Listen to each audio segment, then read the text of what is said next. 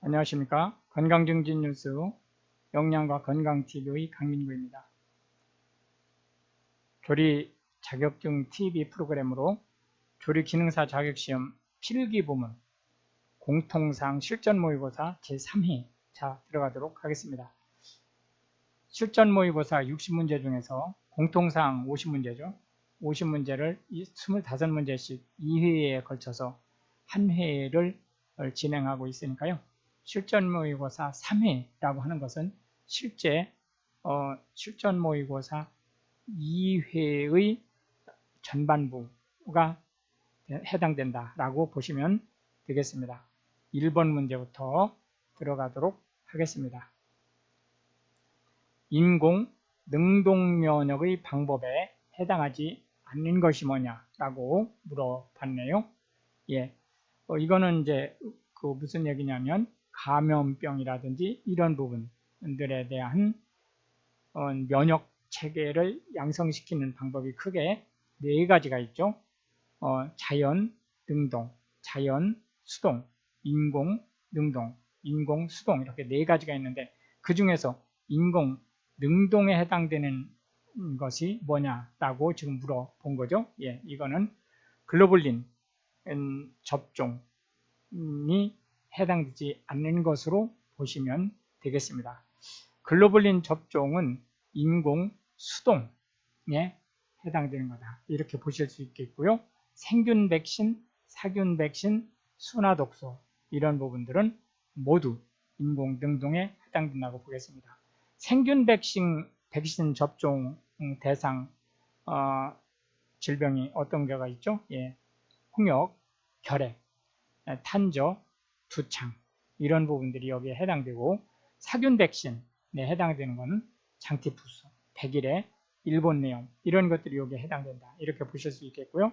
순화독소에 해당되는 것은 디프테리아, 파상풍 이런 부분들이 여기에 해당된다. 이렇게 말씀드릴 수 있겠고요. 2번 문제로 넘어가도록 하겠습니다.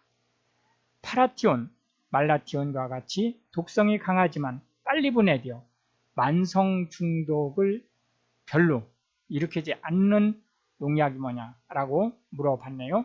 예, 주로 이렇게 끄트머리가 먼티온 또는 치온이라고도 발음을 해요.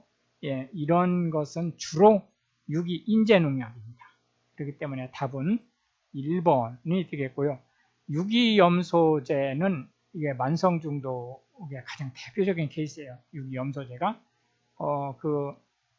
미국에서 우리 병사들이 갔다가 문제를 일으킨 고엽제 있잖아요. 이것도 유기염소제에 해당되는 거죠. DDT, BHC, 엘드린 이런 것들이 모두 유기염소제 농약에 해당된다. 이렇게 말씀드릴 수 있겠고요. 유기불소제로는 프레톨, 푸졸, 니졸 이런 것들이 유기불소제에 해당된다. 카바마이트계는 이제 이런 유기염소제라든지 이런 부분들에 대한 만성 중독 위험을 줄이기 위해서 등장한 대표적인 농약 제제죠. 예, 프로폭스, 카바릴, 피로란 이런 것들이 카바마이트계 농약에 해당되겠습니다. 3번 문제로 넘어가도록 하겠습니다. 사시, 동공학대, 언어장애 등 특유의 신경마비 증상을 나타내며 비교적 높은 치사율을 보이는 식중독의 원인균이 뭐냐라고 하는 것은 클로스트리디움 보툴리눔균이 되겠습니다. 클로스트리디움 보툴리눔균은 박테리아는 현기성이 많지 않아요.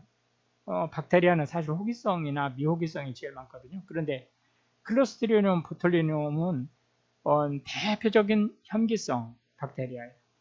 현기성이라는 것은 산소가 있으면 죽는 거예요. 산소가 있으면 살지 못하는 박테리아. 특이하죠? 예. 그러니까 통조림이라든지 이런데 문제가 생겼을 때 발생을 하는 그런 균이라고 보시면 되겠습니다. 황색 포도상 구균은 메스꺼움, 구토, 복통, 수양성 설사 이런 것이 황색 포도상 구균 식중독의 대표적인 증상이에요. 수양성 설사가 뭐죠? 예, 쌀뜨물처럼 그냥 물이 쫙쫙 흘러내리는 그런 설사를 얘기하는 거예요. 병원성 대장균은 우리가 주로 이제 이콜라이라고 얘기하는 것들이죠. 심한 복통, 여기도 수양성 설사를 해요. 구토, 이 발열이 있습니다. 병원성 대장균은. 그 다음에 이제 바실러스 세레우스균은, 이건 두 가지 종류가 있는데요. 설사독에 의한 감염형이 있고, 구토독에 의한 독소형이 있다. 이렇게 이제 암기를 해주시면 되겠습니다. 4번 문제로 넘어가도록 하겠습니다. 육류가 뭐죠? 고기류. 우리나라는 물고기도 고기라는 말을 쓰잖아요. 근데 여기서는 물고기를 뺀 거죠. 그리고 원칙적으로 육류에는 쇠고기도 빠지는 거예요. 닭이라든지 이런 게. 그러니까 실제 이건 4발 가진 짐승을 위주로 뭐 소고기라든지 돼지고기라든지 이런 걸 얘기하는 거죠. 부패 과정에서 pH가 약간 저하되었다가 다시 상승하는 데 관계된 것은, 자, 이거 잘 기억을 하셔야 돼요. 육류의 부패들은, 이거는 물고기도 마찬가지입니다. 물론 조류도 마찬가지예요. 부패 과정에 처음에는 pH가 저하돼요.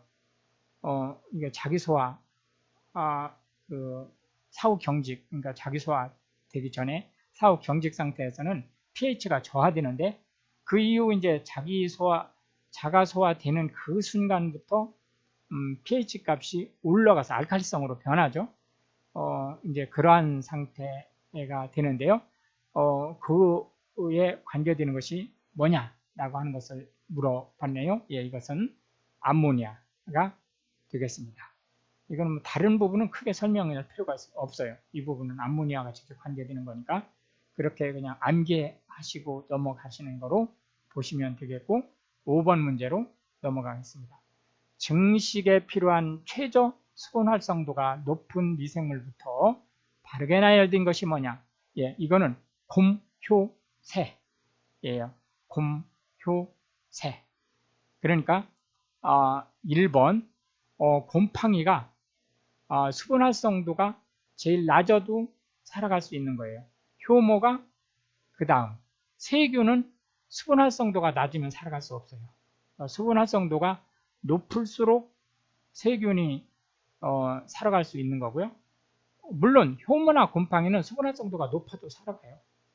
그러니까 이 얘기는 무슨 얘기냐면, 수분 활성도가 낮은 데서도 살아가는 애들은 높은 데서도 살아가요. 높은 데서 살아갈 수 있는 놈은 낮은 데서는 못 살아요.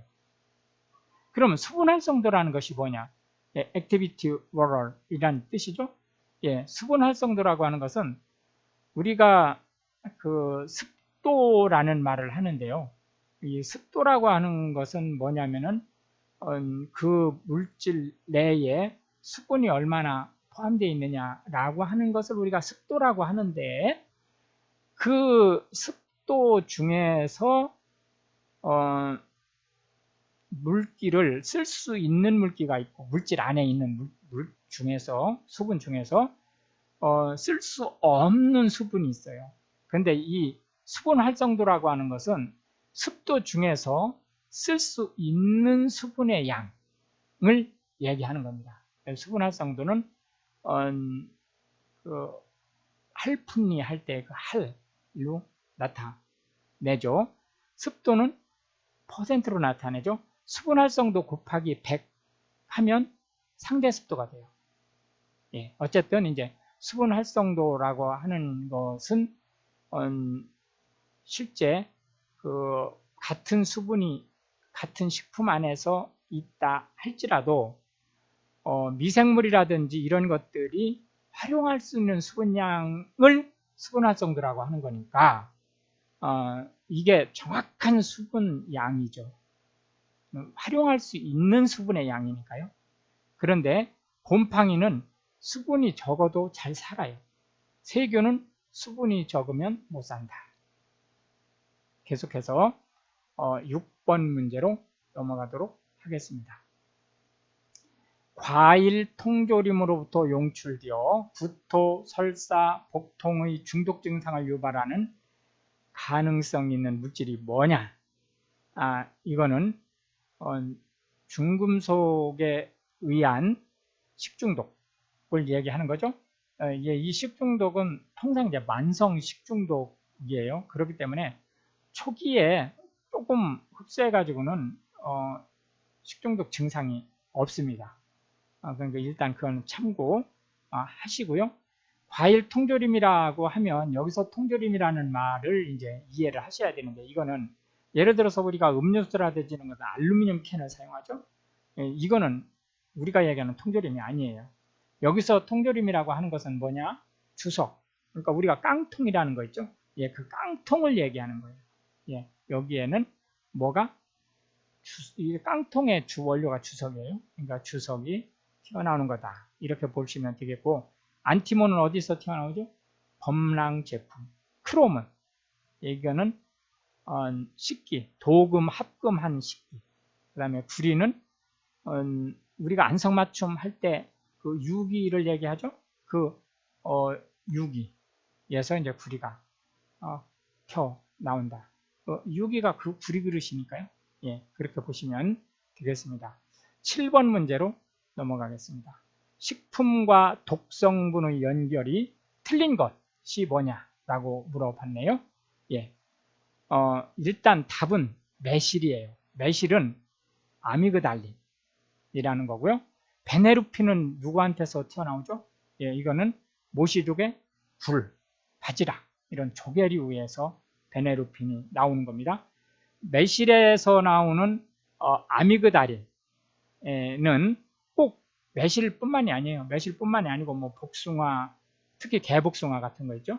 그 다음에 이제 뭐 살구 이렇게 핵과에 익지 않은 씨앗에서 아주 독성이 강한 청산구리가 나오는 거예요. 청산구리가 뭔지 아시죠? 독에 우리 옛날에 꽁 불법이 아니었을 때, 지금은 꽁 같은 거 잡는 게 불법이잖아요. 그냥 불법이 아니었을 때 꽁 잡는 독약으로 청산가리를 썼잖아요. 이 청산가리 성분이에요. 아미그달린은. 예, 핵과일이라는 것이 뭐죠? 이렇게 과일이 이렇게 있고 이 안에 씨앗이 이렇게 있죠. 그런데 이 씨앗 안에 우리가 얘기하는 진짜 씨앗은 이 안에 있어요. 이렇게 진짜 씨앗을 보호하기 위해서 그 핵을 보호하는 게 딱딱한 속 껍질이 이렇게 있죠. 이런 걸 핵과라고 그래요. 복숭아가 대표적인 핵과죠. 계속해서 8번 이 앞에 맞는 것도 한번 보고 넘어가죠. 독보리의 독성은 태물린, 섭족의 독성은 삭시토식신, 독버섯, 특히 이제 광대버섯이라든지 이런 거는 무스카린, 이런 것들이 있다라고 하는 것을 체크하시고 8번 문제로 넘어가도록 하겠습니다. 과거 일본 미나마타 병의 집단 발병 원인이 되는 중금속이 뭐냐? 이것도 식중독이죠? 중금속에 의한 식중독이에요. 이거는 중금속에 의한 식중독은 다 만성이니까 일단 참고하시고, 미나마타는 도시 이름이에요. 뭐 도시는 아니지만 어쨌든 도시라고 일단 볼 때 도시 이름입니다. 미나마타라고 하는 현에서 그 공장에서 발생을 한 거죠. 그 주 원인은 수은입니다. 이렇게 보시면 되겠고, 카드뮴은 이타이이타이 병이에요. 같은 이타이이타이 병이 일본에서 생긴 거죠. 그런데 이 미나마타는 동네 이름을 붙인 거고요. 이타이이타이 병은 너무 고통스럽기 때문에 이게 아프다라는 뜻이에요. 이따이가 일본 말로. 그러니까 아파병이라고 우리나라 말로 번역을 하죠. 예, 납은 빈혈, 복통, 설사, 신경마비 이런 것들이 납 중독에 의해서 일어난다. 비소는 이게 이산화물이에요. 이건 위통, 오심이 뭐예요? 구역질. 그 다음에 구토, 토혈은 입으로 피를 토하는 쏟아내는 거죠. 예. 그 다음에 이제 신경마비 심할 경우에는 사망에 이르러요. 이게 이제 비소 중독이다라고 하는 것을 말씀드릴 수가 있겠습니다. 통상 이제 이게 미나마타병이 수은이고 카드뮴이 이타이타병인데 이거가 시험에 무지하게 많이 나오거든요. 시험에 무지하게 많이 나오는데 이거 뭐 조리사 자격증 시험뿐만이 아니에요. 영양사 면허시험이나 뭐 위생사 면허시험 이런 데서도 무지하게 많이 나와요. 그런데 이게 헷갈려요. 그래서 이제 지금 쌤 같은 경우는 이제 어떻게 이거를 이용하느냐면은 미나마타 4자잖아요. 그 수은 2자, 카드뮴 3자죠. 이타이 6자죠. 그래서 긴 것은 긴 것끼리 통한다. 이렇게 쌤은 그게 하여튼 쌤한테는 이게 대단히 유효하게 이은 편이에요. 그래서 이게 지금까지도 잊어버리지 않고 잘 기억을 하고 있는 그런 상황입니다. 9번 문제로 넘어가도록 하겠습니다. 다음 식품 첨가물 중 주요 목적이 다른 것이 뭐냐라고 물어봤네요. 식품 첨가물의 사용 목적은 뭐 수십 가지 되죠. 예, 그 중에 이제 목적이 다른 것이 뭐냐라고 물어봤습니다. 일단 답은 아질산 소듐이에요. 아질산 소듐은 발색제로 쓰이는 거고요. 이 나머지 3개는 표백제로 쓰이는 거예요. 참고로 표백제로 쓰인다. 그럼 대부분 뭐로도 쓰이느냐? 살균제로도 쓰여요. 자, 우리가 가정에서 표백제로 제일 많이 쓰는 게 뭐죠? 락스라는 거 있잖아요. 그 락스, 물론 그게 이제 상표 이름이기 때문에 방송에서 얘기하기는 뭐 적합지 않은데, 어쨌든 참고하세요. 그냥 락스가 그 표백제잖아요. 그런데 이게 소금으로 만든 거거든요. 그런데 이제 그러니까 천연 재료로 만든 거죠. 근데 이게 이제 강력한 살균 효과를 가지고 있죠.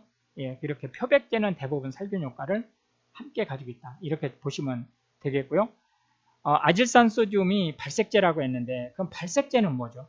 이 표백제는 색깔을 하얗게 만드는 게 표백제예요. 그러니까 색깔이 뭐 여러 가지 우리 뭐 청천연색 있잖아요. 그 중에서 이제 하얗게 만드는 게 이제 표백제인데, 이 발색제라고 하는 것은 예쁘고 먹음직스러운 색깔을 살리는 거예요. 염색을 하는 게 아닙니다. 염색을 하는 건 착색제라는 게 따로 있어요. 그러니까 착색제는 예를 들어서 애기들 사탕 보면 빨간색, 노란색, 파란색 이런 색깔이 있잖아요. 그거는 만든 거예요, 인공적으로. 그런데 이 발색제는 예를 들어서 사과를 빨갛게 보이게 한다든지 윤이 나게 한다든지 이런 게 발색제거든요. 그걸 구분을 해서 참고하시기 바랍니다. 계속해서 10번 문제로 넘어가도록 하겠습니다. 감자의 부패에 관여하는 물질이 뭐냐라고 물어봤네요. 관여하는 물질이라기보다는 실제로 그 원인균이라고 이제 보시는 게 맞습니다. 그러니까 또는 부패로 인해서 발생하는 식중독균이라고 생각을 하시는 게 더 맞죠? 예, 이거는 셉신이 되겠습니다. 그런데 우리가 여기서 주의해야 될 것은 감자하면 우리가 주로 솔라닌을 기억을 해요. 주로 솔라닌을. 왜 그러냐면 솔라닌은 감자의 싹 부분하고 그 다음에 이제 또 햇볕에 놔두면은 푸르스름해지죠.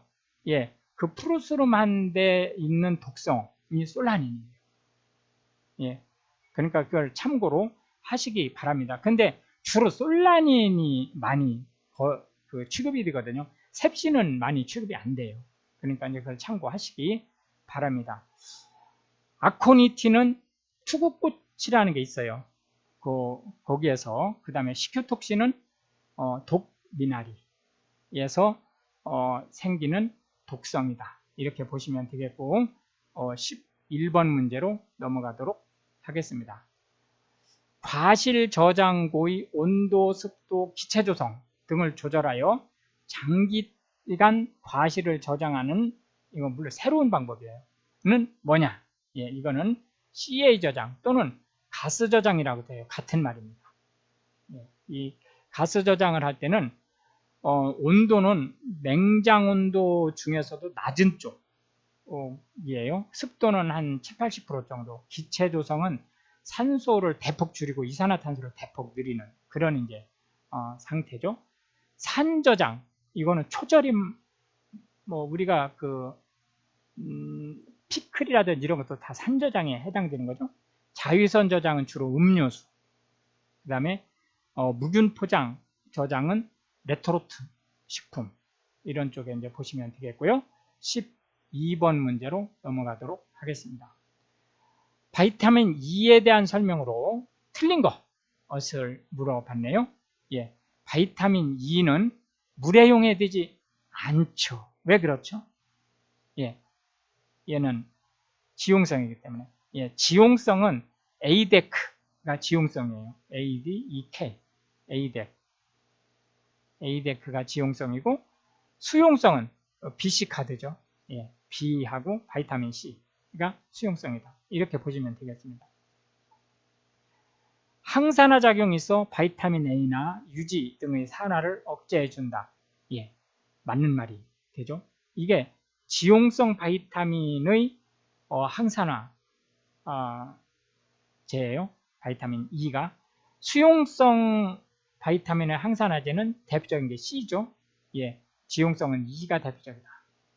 버섯 등의 에로고스테롤로 존재한다? 예, 아니죠.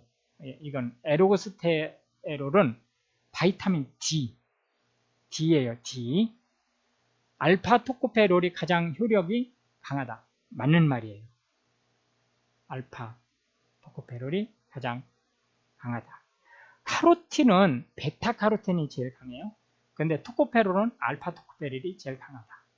13번 문제로 넘어가도록 하겠습니다. 요거트 제조는 우유 단백질의 어떤 성질을 이용하는 것이냐라고 물어봤네요. 예, 이것은 응고성. 딱딱해지는 것은 아닌데 이제 고체화되는 성질을 이용하는 거다. 이렇게 이제 보시면 되겠고, 나머지 부분은 우유하고 크게 관련된 부분이 아니기 때문에 넘어가도록 하겠습니다. 14번 문제.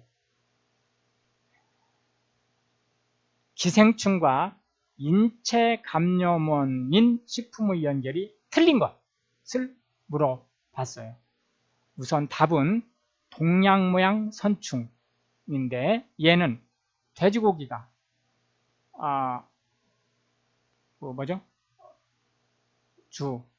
이제 중간 숙주죠. 예, 민물고기에 관련된 것은 후에 이 민물고기와 관련된 부분을 집중적으로 문제 쪽에서 다루어질 거니까요. 요거는 그냥 넘어가겠습니다. 유구조충은 어디에서? 예, 돼지고기에서. 유구조충은. 무구조충은 쇠고기에서. 예, 그 다음에 아나사키스는 바다생선 쪽에서. 예, 동양 모양 선충이 채소에서 일어나는 거예요. 제가 착각했습니다. 돼지고기가 아니고 채소로 정정하겠습니다. 15번 문제로 넘어가겠습니다. 식품위생법상 출입 검사 수거에 대한 설명 중 틀린 것이 뭐냐라고 물어봤네요. 관계공무원은 일단 답을 먼저 보시겠습니다. 2번. 관계공무원은 영업상 사용하는 식품 등을 검사하기 위해서 필요한 최소량이라 하더라도 무상으로 수거할 수 없다가 아니에요. 최소량은 얘기할 것도 없고 충분량을 무상으로 수거할 수 있습니다. 그러니까 식품이나 의약품이나 화장품이나 이런 거와 관련된 것은 식품위생법 관련된 그 공무원이 충분히 수거할 수 있다. 그 다음에 이제 맞는 거 1, 3, 4번을 한번 보겠습니다. 관계공무원은 영업소에 출입하여 영업에 사용하는 식품 또는 영업시설 등에 대하여 검사를 실시할 수 있죠. 관계공무원은 필요에 따라 영업에 관계되는 장부 또는 서류를 열람할 수 있지요. 출입검사 수거 또는 열람하려는 공무원은 그 권한을 표시하는 증표를 지니고 이를 관계인에게 내부여야 하죠. 공무원증을 얘기하는 게 아닙니다. 공무원증은 당연히 지참해야 되는 거고요.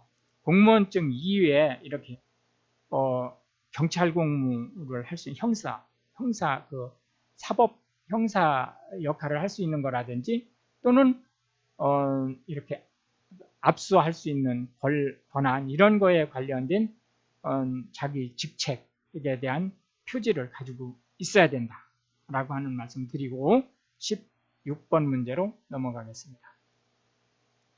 식품공정상 표준온도라고 하는 것은 몇 도를 얘기하느냐? 표준온도는 20도를 얘기하는 거예요. 표준온도다라고 얘기를 하면 이건 암기하셔야 됩니다. 상온 그러면 15 내지 25도를 얘기하는 거예요. 그러니까 표준온도는 상온 안에 들어가는 거죠. 실온은 1도 내지 35도를 가리키는 거예요. 그러니까 이 실온 안에는 상온이 들어가죠. 그 다음에 미온이라고 하면 30 내지 40도 정도 되는 거예요. 이마를 짚었을 때 열이 난다 라고 할 때 미온이라고 얘기를 한다. 17번 문제로 넘어가도록 하겠습니다. 다음 영업의 종류 중 식품 접객업이 아닌 것이 뭐냐라고 물어봤네요. 1번 보건복지부령이 정하는 식품을 제조, 가공업소 내에서 직접 최종 소비자에게 판매하는 영업. 이거는 식품 접객업이 아니에요. 제조, 가공업입니다. 2번 음식류를 조리, 판매하는 영업으로서 식사와 함께 부수적으로 음주 행위가 허용되는 영업. 물론 식품 접객업에 들어가죠. 집단급식소를 설치 운영하는 자와의 계약에 의하여 그 집단급식소 내에서 음식류를 조리하여 제공하는 영업. 당연히 식품 접객업에 단체급식소도 식품 접객업에 들어가고 단체급식소에 납품하는 업무도 식품 접객업에 들어간다. 주로 주류를 판매하는 영업으로서 유흥종사자를 두거나 유흥시설을 설치할 수 있고 노래를 부르거나 춤을 추는 행위가 허용되는 영업. 이것도 식품 접객업 안에 들어간다. 식품 접객업에 모두 이런 것들이 된다는 게 아니에요. 모든 식품 접객업에 술을 팔 수 있고 노래 부를 수 있고 이게 아니에요. 식품 접객업 종류가 여러 가지가 있잖아요. 그 중에 예를 들어서 단란주점이라든지 이런 데는 도우미도 부를 수 있는 거잖아요. 그런 거를 구분할 수 있게 되시길 바라겠고 1번은 제조, 가공업 및 판매업이다. 18번 문제로 넘어가도록 하겠습니다. 소분업 판매를 할 수 있는 식품이 뭐냐라고 물어봤네요. 소분이 뭐예요? 소분. 한꺼번에 왕창 사와서 예를 들어서 한 자루를 사와가지고 그거를 봉지로 나눠 판다든지 하는 걸 소분이라고 하는 거예요. 이거를 할 수 있는 식품을 물어봤어요. 이거는 빵가루에 해당된다. 이렇게 보시면 되겠습니다. 전분, 식용유지, 식초 이거는 안 된다. 이 부분은 제가 메모를 조금 했으니까요. 좀 읽어드리겠습니다. 또 읽어드리는 부분을 좀 참고하시기 바랍니다. 엿류를 제외한 당류, 유가공품, 식육제품, 어육, 연제품. 연제품이 뭐죠? 말랑말랑하고 탄력이 있는 그런 거라고 좀 어묵 같은 거 얘기하는 거죠. 식용유지, 다류, 건강보조식품, 특수영양식품, 통조림, 병조림, 전분, 장류. 장류 안에는 고추장, 된장, 간장 이런 거 다 들어가죠. 식초, 인삼제품. 그 다음에 이제 첨가물인 빙초산. 그 다음에 초산, 효모, 인공감미료. 인공감미료 안에는 각종 조미료가 다 들어가는 거죠. 글루타민산 소듐, 글루타민산 나트륨이라고 하는 거예요. 구연산, 구화검. 그 다음에 이제 조사처리 식품. 이제 이러한 부분들이 소분 판매를 할 수 없다. 이제 이렇게 보시면 되겠고, 이러한 부분들을 제외한 식품들은 다 소분할 수 있는 거니까요. 빵가루가 소분할 수 있다. 이렇게 보시면 되겠습니다. 19번 문제로 계속해서 넘어가도록 하겠습니다. 베타 전분이 가열에 의해 알파 전분으로 되는 현상이 뭐냐라고 물어봤네요. 예, 요거는 호화라고 얘기할 수 있겠고요. 베타 전분은 좀 딱딱한 상태의 전분이고 알파 전분은 부드러운 상태의 전분이라고 생각하시면 돼요. 정의를 그렇게 할 수는 없지만은 이해를 쉽게 하기 위해서 그렇게 설명을 드리겠습니다. 그러면은 밥을 지으면 베타 전분이에요, 알파 전분이에요? 네, 알파 전분이죠. 그럼 쌀은 베타 전분이죠. 예. 자, 호정화는 알파 전분하고 성질이 같아요. 그런데 얘는 물을 추가하지 않고 열만 가한 거예요. 호정화는. 예를 들어서 뭐죠? 미숫가루 같은 거. 이거는 열을 가할 때 물을 넣지 않으니까 보관이 오래되죠. 수분이 날아가 버리니까. 예, 그런데 거기에다 물을 넣는 순간 밥을 진 것처럼 먹을 수 있단 말이에요. 산화는 이거는 이제 산소와 결합되는 상태를 산화라고 하는 거죠. 노화는 호화의 반대예요. 그러니까 밥을 지으면 호화가 되는데 이거를 식히면 노화가 되는 거예요. 그러니까 밥맛이 없어지고 특히 냉장 온도로 떨어지면 딱딱해지고 이런 현상이 벌어진다. 20번 문제로 넘어가도록 하겠습니다. 우유 가공품이 아닌 것을 물어봤네요. 예, 우유와 관련되지 않은 것을 물어본 거예요. 예, 이거는 마요네즈예요. 마요네즈는 뭐와 관련된 거죠? 달걀하고 관련된 거다. 예, 치즈, 버터, 발효우유. 여기 발효유잖아요. 여기 우유죠. 예, 기름이란 뜻이 아니죠. 그래서 답은 마요네즈가 되겠습니다. 요 기름 플러스 난황이 뭐죠? 달걀 노른자는 마요네즈가 된다. 21번 문제로 넘어가도록 하겠습니다. 염지에 의해서, 염지가 뭐예요? 간과 밑 양념을 하는 것을 염지라고 그러죠. 옛날에는 염지라는 것이 간하는 것만 염지에 해당됐었어요. 근데 지금은 그 밑 양념도 염지에 포함이 되니까요. 그거 참고하시기 바랍니다. 염지에서 원료육의 미오글로빈, 이거 마이오글로빈이라고도 해요. 마이오글로빈은 색깔, 고기가 붉게 보여지는 것이 마이오글로빈 때문에 그래요. 로부터 생성되며 비가열 식육 제품인 햄 등의 고정된 육색을 나타내는 것이 뭐냐? 예, 이거는 3번 나이트로소 미오글로빈이 되겠습니다. 나이트로소 헤모글로빈은 염지에 의해서 선홍색이 되는 거예요. 얘는 선홍색. 그 다음에 옥시마이오글로빈은 산화에 의해서 선명한 적색이 되는 거예요. 메트마이오글로빈은 포화산화에 의해서 회백색, 별로 맛이 없어 보이는, 맛대가리 없어 보이는 색깔이 메트로마이글로빈입니다. 이렇게 보실 수 있겠고요. 나이트로소 마이글로빈은 이게 이제 사람한테 가장 맛있게 보이는 색깔이에요. 22번 문제로 넘어가도록 하겠습니다. 식품이 나타내는 수증기압이 0.75기압이고 그 온도에서 순수한 물의 수증기압이 1.5기압일 때 식품의 상대 습도는 뭐냐라고 물어봤네요. 자, AW를 구하면 상대 습도를 구할 수 있어요. 왜냐? AW 곱하기 100 하면 상대 습도가 되기 때문에. 그러면 AW를 구하는 공식만 알면 되겠네요. AW를 구하는 공식은 어떻게 되죠? 예, 식품의 수증기압 나누기 물의 수증기압을 하면 돼요. 그런데 여기서 식품의 수증기압이 얼마라고 그랬어요? 0.75라고 그랬죠? 0.75 나누기 얼마를 하라고요? 물의 수증기압이 현재 1.5래요. 그럼 1.5를 하면 되죠? 그러면은 얼마가 돼요? 0.5가 되네요. 그죠? 0.5. 그러니까 스마트폰으로 계산 한번 해보세요. 0.5가 맞죠?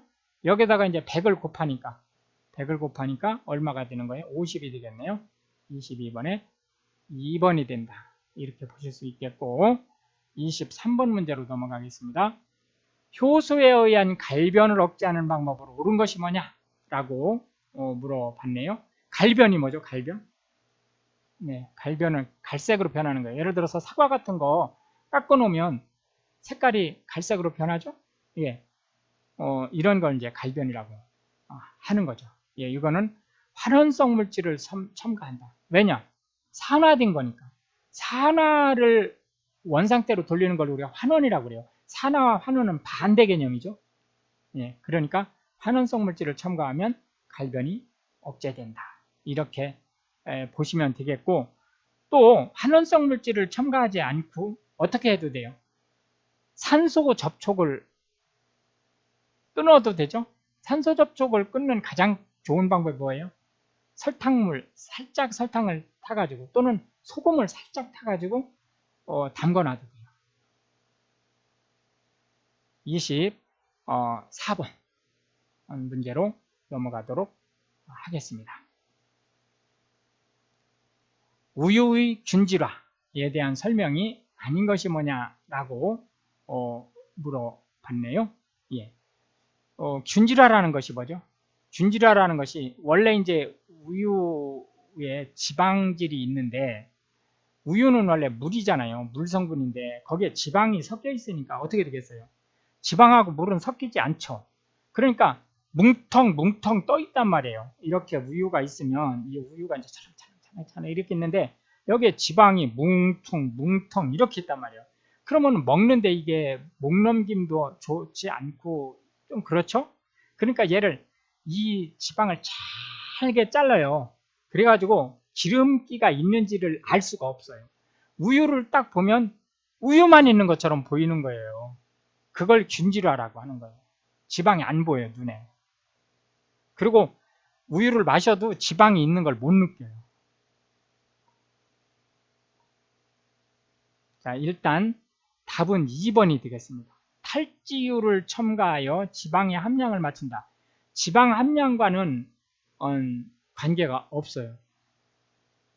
지방구의 크기를 0.1 내지 2.2 마이크로미터 정도로 균일하게 만드는 거, 특히 균일하게 만드는 거. 그럼으로써 사람이 지방질이 우유 안에 있는 것을 못 느끼게 하는 거. 그게 균질화다. 호모제니제이션이라고 한다. 큰 지방구의 크림층 형성을 방지하죠. 예, 큰 지방구 위에 크림층을 만들어지지 않게 한다. 지방의 조화를 용이하게 한다. 소화를 용이하게 한다. 예. 왜냐하면 잘게 분해됐기 때문에 이제 콜레스테롤이나 중성지방으로 바꿔서, 특히 이제 콜레스테롤로 바꿔가지고 이제 이동을 시켜야 되는데 그게 편하죠. 지방구가 크기가 작으니까. 예, 25번 문제로 넘어가도록 하겠습니다. 달걀의 가공 적성이 아닌 것이 뭐냐라고 물어봤네요. 열, 응고성, 기포성, 유화성은 맞는 말이 되겠습니다. 예, 쇼트닝성은 여기서 이제 답이 되겠죠. 틀린 말이 되기 때문에, 쇼트닝성은 어디와 관련된 거냐면 단백질, 이거 달걀은 단백질이죠. 단백질과 관련된 게 아니고 뭐와? 지질과 관련된. 그렇기 때문에 이게 쇼트닝성이라고 하는 것은 밀가루라든지 이런 단백질 있죠. 그 단백질을 부드럽게 하고 맛이 좋게 하는 그런, 그리고 이제 바삭바삭하게 하는 그런 성질을 쇼트닝성이라고 얘기한다. 그러면은 이제 밀가루의 글루텐이 쫀득쫀득하는 점성이 좋지만 그 대신에 딱딱하잖아요. 이제 이거를 유하게 부드럽게 하고 쉽게 부서지게 하는 성질을 갖고 있기 때문에 과자라든지 이런데 많이 사용된다. 이렇게 이제 보시면 되겠습니다. 열 응고성이라고 하는 것은 일정한 열을 가하면 딱딱해지죠. 예를 들어서 흰자는 한 6, 70도, 노른자는 한 7, 80도에서 완전히 굳어버리죠. 기포성은 우리가 휘핑이라고 하잖아요. 막 휘저으면 특히 흰자, 노른자는 좀 덜한데 흰자는 막 거품이 엄청나게 많이 나죠. 유화성은 이건 흰자는 좀 덜하지만 노른자는 이 물하고 기름을 잘 섞이게 해주는 성질을 가지고 있어요. 뭐가? 레시틴이라고 하는 성질이. 예. 이렇게 해서 이제 오늘도 25문제를 살펴보았고요. 2부는 4회에서 25문제를 살펴보도록 하고, 그 다음에 이제 한식, 양식, 일식, 보고, 중식, 이렇게 각 과목별 공통문제 아닌 거, 과목별 문제는 20문제씩 해서 별도로 따로 해드리도록 하겠습니다. 그리고 떡제조 관련된 부분은 떡제조는 게 정기시험이죠. 수시시험이 아니고, 그렇기 때문에 이제 정기시험에 맞춰가지고 그건 따로 별도로 해드리도록 하겠습니다. 오늘도 고생 많으셨고요. 감사합니다.